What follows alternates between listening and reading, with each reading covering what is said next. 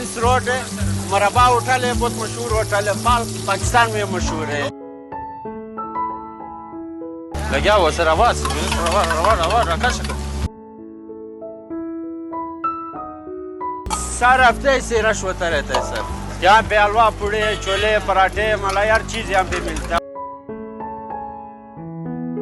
पराठों में जो है ना दूध भी मिलता है और अंडे भी डाला जाता है, सब कुछ इसमें डाला जाता है।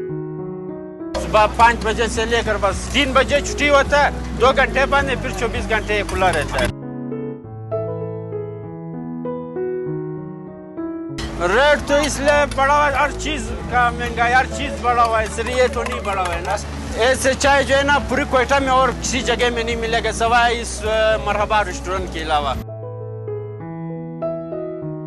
कोरोना की वजह से बहुत असर पड़ा, पूरा रमजान के महीनों में तो होटल बंद ही रहता है, बस अभी फिर भी थोड़ा बहुत गुजारा कर रहा है।